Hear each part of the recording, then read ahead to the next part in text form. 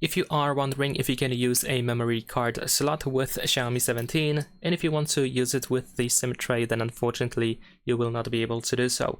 You cannot really insert the microSD card into the SIM tray on a Xiaomi 17, simply because the SIM tray of Xiaomi 17 does not include a microSD card slot. As you can see here, we have the SIM card slot number 1 and SIM card slot number 2 on the reverse side, but there is no space for the micro SD card. In fact, if I try to put it right next to the SIM tray, as you can see, the micro SD card is pretty much the same size as the whole SIM tray. The micro SD card is nearly the same size as the whole SIM tray, so there is no way to use it like that.